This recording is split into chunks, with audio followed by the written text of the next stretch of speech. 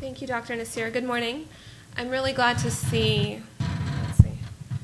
the room so full so early because we have a really star lineup of speakers this morning. We're going to be talking about the causes and dynamics of radicalization. And one of the first things that comes across in trying to study this topic is how complicated it is.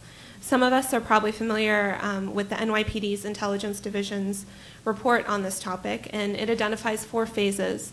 It's developed a 4-phase framework in radicalization, which consists of pre-radicalization, which consists of contextual factors leading to radicalization, self-identification, where the individual identifies with the Salafi mindset, indoctrination, where the individual subscribes to the idea that violence or militancy is necessary, and then jihadization, where the person actually participates in a violent act.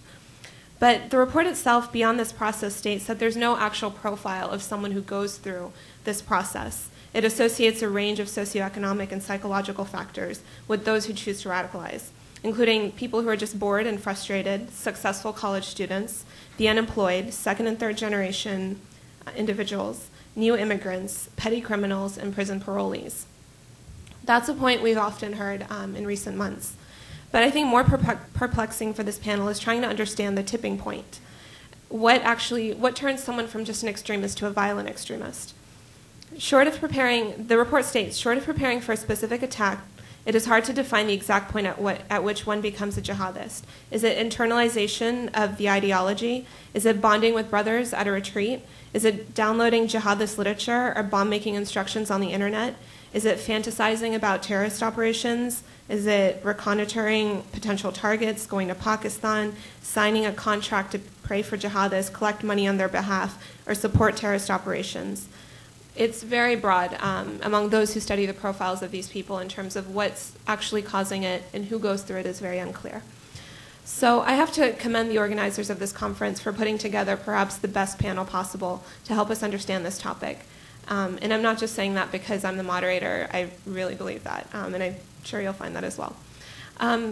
First, we'll have Hassan Abbas, who will help us understand radicalization and Talibanization in Pakistan, which is not only a social but a political phenomenon over there, and those of us who have been there know that it's extremely complicated, and how these things are relevant to the West. Professor Shubal will then talk about the religious dimensions of radicalism in Islam. Mark Sageman's work has given rise, or gave at one point a rise to an interesting debate on the diminishing relevance of al-Qaeda, and something that we've probably seen in recent months, which he might want to talk about more. His research focuses on the social networks that give rise to radicalization, and something that he once called the bunches of guys theory. Todd Shea has been doing groundbreaking disaster relief in Pakistan since 2005, and he'll be talking about his experiences in Pakistan and another major aspect of the question, which is U.S. foreign policy. One of my favorite quotes from him yesterday was, when I saw him yesterday, was, "How is it that I've spent $630,000 and done more to earn Americans' good than the U.S. has done spending billions?" Adil Najim will then we'll focus on radicalization in the U.S. and talk about the causes of that phenomenon here. Unfortunately, Pervez Hoodboy won't be able to join us. I think his flight was stuck in Paris for weather, something unavoidable, which came up yesterday. Each of the speakers will talk for about 15 minutes till 11 a.m., and then we'll move to Q&A with the audience. And we're looking forward to a very vibrant discussion, so I hope that you'll kind of think of questions as things go on, and particularly from those who are working in the field, because many of them are here with us today.